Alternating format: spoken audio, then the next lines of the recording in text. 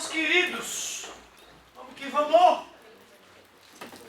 Passei a tua tarefinha, fiquei feliz de ver a galera já iniciando. Dá só uma paradinha e deixa eu gastar esses minutinhos finais que nós temos para introduzir força e atrito. Eu até posso te contar toda a teoria, mas ela tem umas partes mais delicadas que a parte que é a força elástica. Ela tem uma sutilezazinha perigosa. Por isso que eu quero começar hoje, de passar uma tarefinha bem light também, acrescentando mais umas 4 questões. Então tu vai ter 6 dias aí para fazer 10 questõezinhas de física bem light. Alguns já até agilizaram. E aí na próxima semana nós vamos retomar o atrito. Olha só que curioso, cara. Se eu pego um objeto e vou arrastá-lo no chão, tu percebe, né, cara, que se tu puxa o objeto para um lado, tu sente alguma coisa puxando para o outro lado. Eu sinto alguma força para lá. E se eu empurro para lá, eu sinto alguma força se opondo ao deslizamento. Acho que isso...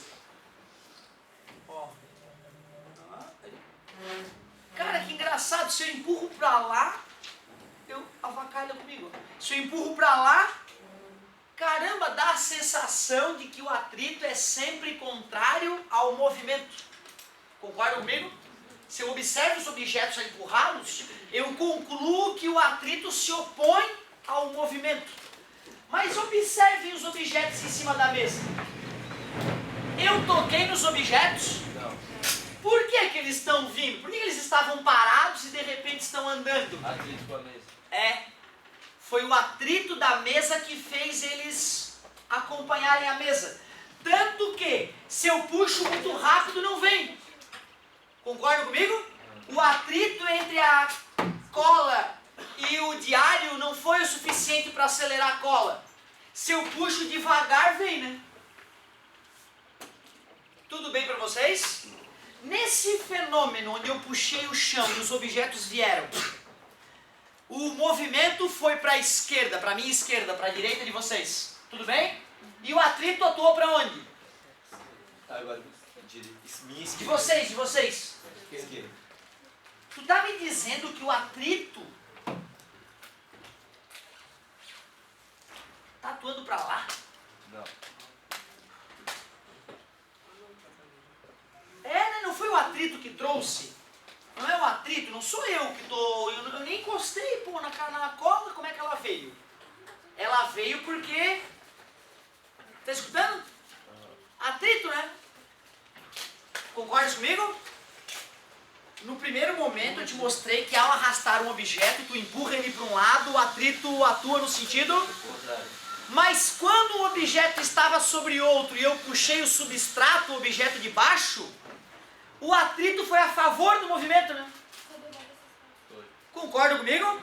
Então tomem cuidado, pessoal. Vocês não podem dizer, como alguns professores falam por aí, que o atrito é contrário ao movimento. Isso é um absurdo. O professor que diz que o atrito é contrário ao movimento, ele se esqueceu que quando ele caminha, é o atrito que empurra ele para frente. Concorda comigo? Se tivesse óleo aqui embaixo, eu ia empurrar o chão para trás, o chão não ia me empurrar para frente e ia ficar patinando, né? Quando eu caminho, o atrito dos meus pés contra o chão é a favor do movimento. O atrito do ar com o meu corpo atrapalha, mas o atrito do meu pé com o chão ajuda. Então, cuidado. A primeira coisa que nós temos que saber sobre o atrito é que a força de atrito é sempre contrária à tendência de deslizamento. Então anota aí, ó, sempre contra a tendência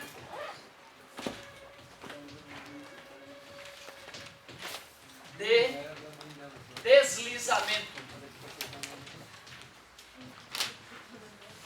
Primeira coisa, força de atrito sempre contra a tendência de deslizamento.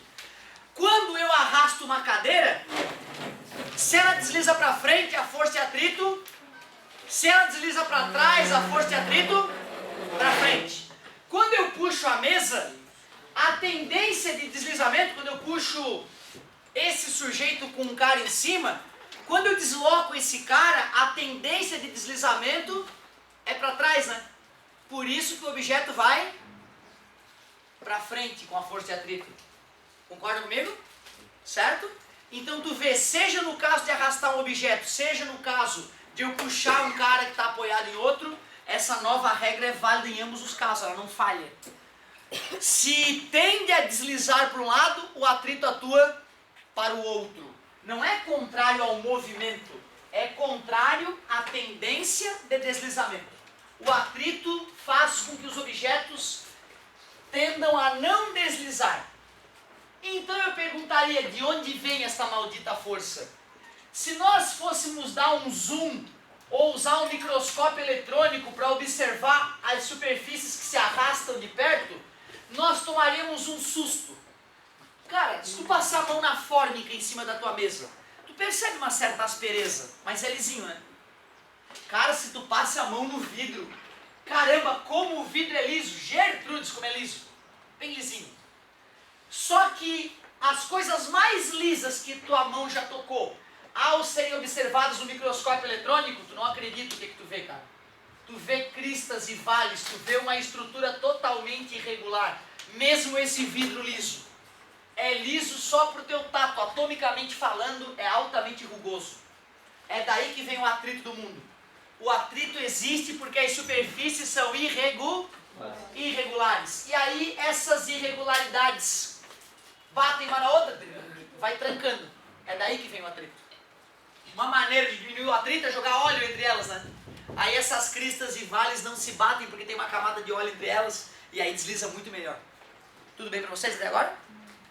Então eu só contei para ti que a força de atrito é contrária à tendência de deslizamento e te mostrei que ela tem origem na irregularidade das superfícies.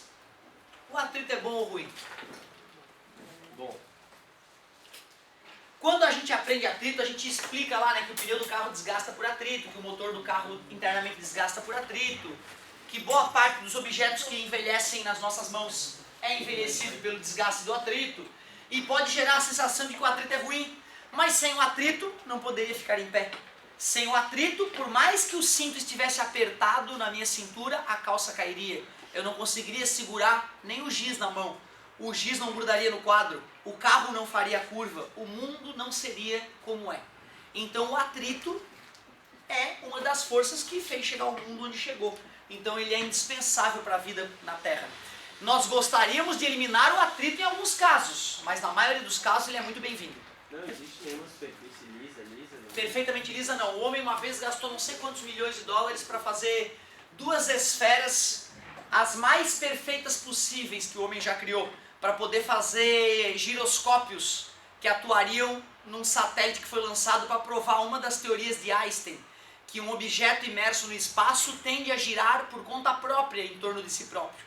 Por isso que os planetas e estrelas giram, rodam em torno de si próprio. Né? Mas não foi perfeitamente liso, né?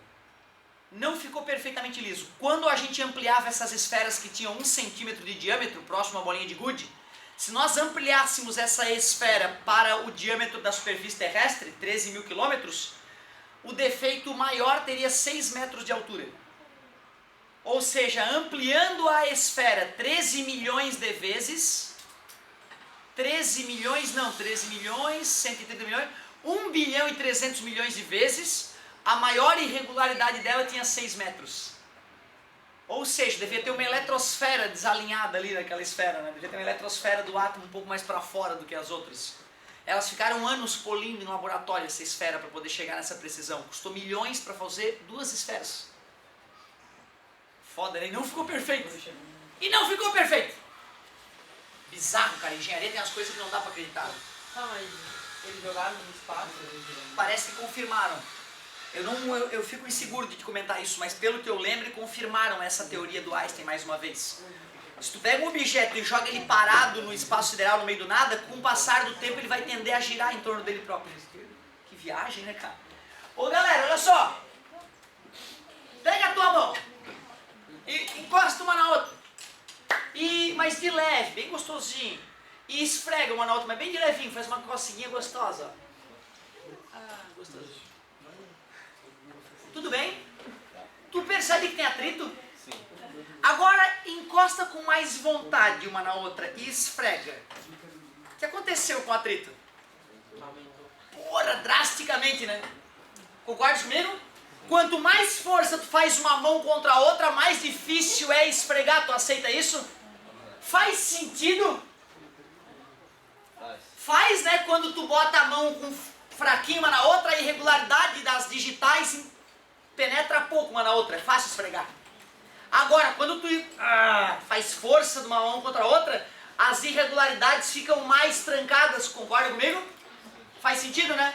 Eu tô te mostrando, meu querido, que a força de atrito depende da famosa força normal. Tu aceita que a força normal entre as mãos aumentou quando tu espremeu elas? Observe, é mais fácil arrastar uma cadeira vazia do que uma cadeira com alguém em cima. Mesmo o plástico sendo o mesmo contra o azulejo. Isso mostra que quando as superfícies estão mais espremidas, a força de atrito é? E quando muda o material, muda o atrito? Sim. Muda, né? Lã com concreto é diferente de lã com a fórmica do quadro, né? É diferente de esfregar aqui, é diferente de esfregar no liso, que é lisinho, de esfrega mais gostoso. Tu aceita que além da força normal, os tipos de superfície em contato também interferem?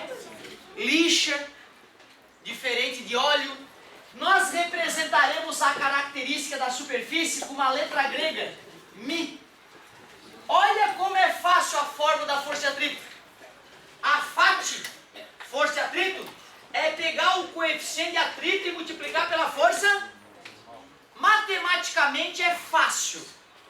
Matematicamente é fácil, é que nem a lei de Euclid. F igual a K vezes X.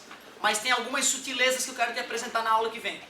Por enquanto, tu sabe que é contrária à tendência de deslizamento, contrária à tendência de deslizamento, e é oriunda das irregularidades da superfície. E tu sabe que depende do tipo de superfície e da força de contato. Anota a tarefa, cara, não me decepciona. A tua tarefa, além das 6 questões, é ler página 25, 26, 27 e 28. Valeu! 26, 27 e 28, leitura, além das questões 1 a 6 da parte de força elástica. Não usem drogas nem preservativos até semana que vem.